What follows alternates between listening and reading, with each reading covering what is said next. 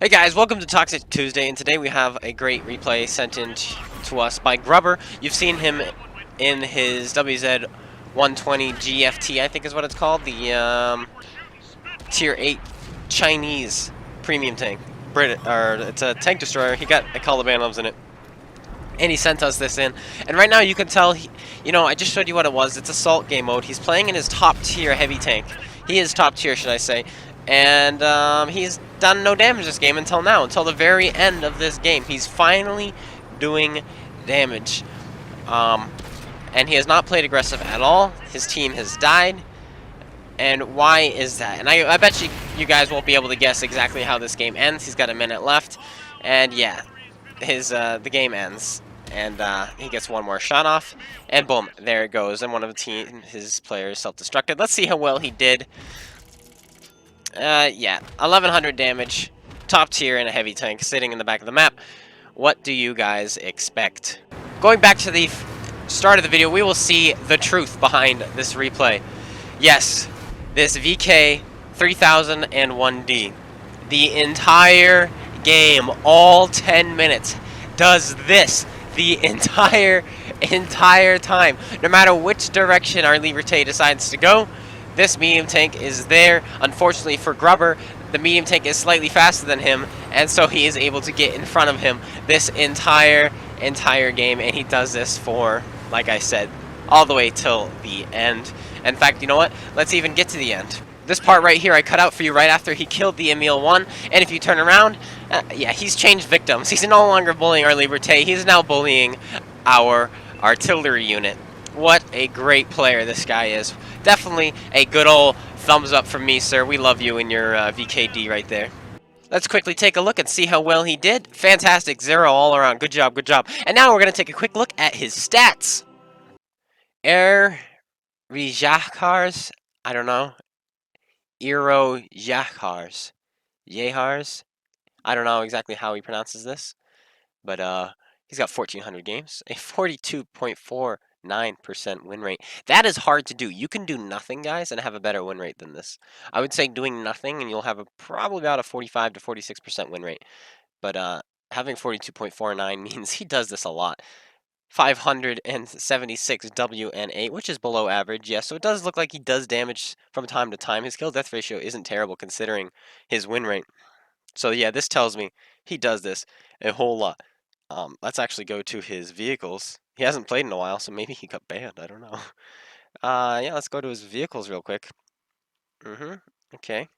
Most played vehicles is the D. 42% win rate on the green side. It looks like he plays this tank just to troll. Same with the tier 7. Yeah, he plays these tanks literally just to troll. 30% win rate, 200 WN8. If you guys see this guy on the PlayStation 4 servers and he's on your team, run for your life. Thank you, Grubber, for sending this in. Hey guys, I just want to let you guys know, if you've got any toxic players who have been bullying you or anything like that, and you've got it recorded, send them to me at cloneguy72@gmail.com, and I will feature them in a video. So go ahead and send me any kind of toxic players you have. Hey guys, Cloneguy here, and welcome to the main event, the replay. We are in our champion, one of my new favorite premium tanks, definitely one of my top favorite tier 7 tanks right now in this game. It recently, actually not so much recently, but it had a buff. It received a few buffs in its past. It got a rate of fire buff, I think a gun handling buff, and some armor. This thing, of course, is supposed to look like a Wolverine. It's what the Germans used to try to trick the Americans into thinking that it was an allied vehicle. But of course it was not. It was just a Panther with extra spacing on it to throw the Americans off. Now, the game originally, the extra spacing did not actually provide any protection. The armor was what it was underneath, and that was it. Now, all of this, everywhere on this vehicle, has 5mm of spaced protection all around it.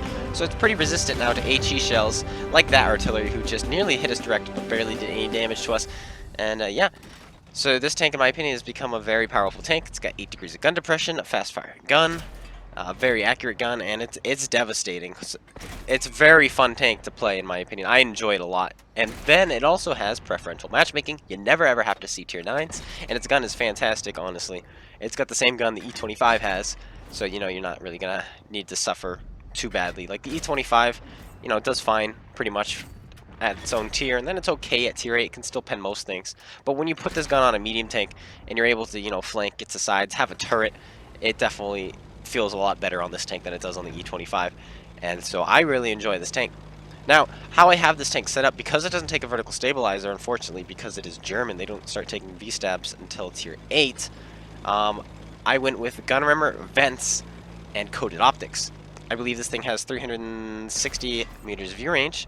I'm going to quickly check that just to make sure I'm not giving you guys any false information. So I'm going to open up the Tankopedia on console.worldtanks.com and make sure I'm feeding you guys the correct information. Now, this is the champion variant real quick, which doesn't mean anything. This is just the one that we won a couple years back in the Tank Bowl. It's the same exact thing as the Panther M10, except it, you know, has permanent camo on it. A nice camo that you don't have to pay for. But I've got it open now. 700 horsepower, speed limit of 55, traverse speed of 38, and turret traverse of 38 as well. Its hull armor is 85, 50, and 40. 50 is great. You can side script with this as long as it's not 151 millimeters. The caliber of the gun. The turret armor is 100, and like I said, it's spaced with the mantlet, so it does fantastic. But now I just want to quickly get to the gun depression. Was I talking about the what did I want to tell you guys about it?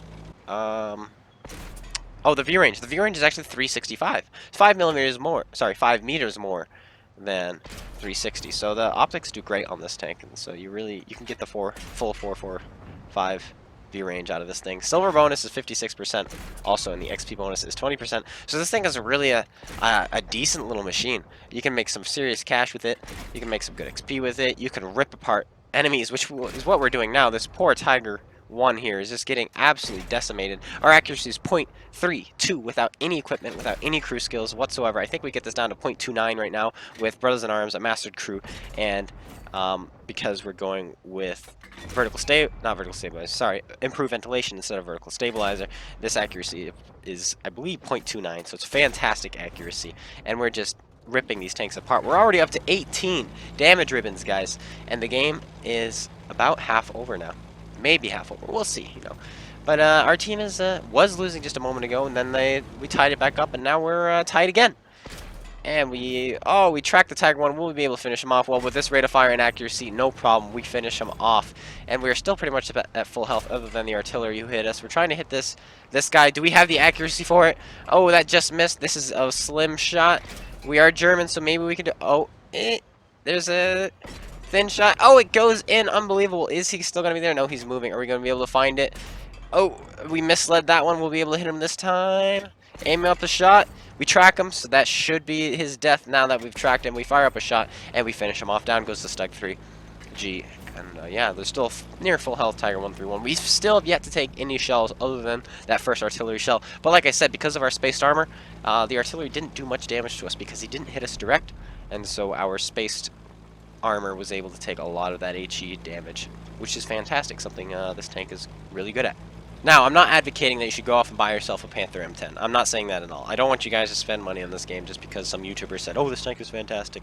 No, no, no, no. I'm not here to make wargaming money. I'm just here to let you know that I really like this tank. So if this tank ever comes out on like free sometime, I would recommend, you know, picking it up. Or if it comes on sale and you're looking to pick up a tank, so maybe a tier 7 or something like that, this is a fantastic tank to pick up. It's the only reason I think you guys should ever get this tank is if you're already looking for a premium tank. I highly recommend this one for tier 7. I think if you want a tier 7, this thing does the job really, really well. Otherwise, though, if you didn't plan on buying a premium tank, don't let this video make you want to buy a premium tank, because I don't want to do that. Now, I do something here. I've done this before on this map, and I was in a faster tank, so my nose didn't hit the ground, so I was able to do that without losing any damage. So I wanted to see if I could do it here with the champion a little bit slower, and no, you're not able to do it. If you're going to do what I did, I would recommend it's late in the game, and you pretty much already have the game won. Unfortunately, we don't have this game won. They still have a couple tanks left and artillery, which can change the tide of battle real quick. So I wouldn't say this game is already won. Maybe if we can pick this kill up, you know, the game will be won. But yeah, so I took a risk there. If I were to do that again, I would have definitely picked up a lot more speed first, and then jumped off, so that my nose doesn't drop. And so that's what happened there. My nose unfortunately dropped, and we took a lot of damage. Now artillery smokes us there. He does hit us direct. But here comes a VKP. We're going to aim up at his tracks. Yes, we hit. Now he can't get the gun down. And we're going to put a shell into his lower plate. And then we're going to put another one in. Yes, we are. Because I figured he probably doesn't have a good repair crew, seeing as he is a low tier, so he doesn't have repair. So we could probably put a couple shells into him. What I was going to do after that next shot, though, was going to shoot his tracks again. If I didn't pen him, or if I wasn't sure I was going to one-shot him, finish him off. And that's what I would have done. I figured I could probably get 3 shells into him and then track him. And then 3 shells and track him. But he was low enough health that we were able to just put the shells straight in and finish him off. So yeah, you've got the rate of fire to keep people tracked. Honestly, with this gun, this rate of fire, what I could have done, even if he had a good crew in there, I could have put a shell in to damage him. Or track him, then put a shell into damage, then put a shell to track, put a shell to damage, put a shell to track, and then we could have just kept him there. But we're running low on ammo now. We only have 3 AP shells, and then we're going to switch to our APCR, unfortunately. Something I don't want to dip into when I'm trying to make money, but of course, I just bought this tank back. I think, not bought it back, but sent in a ticket. I think this was my first game getting it back.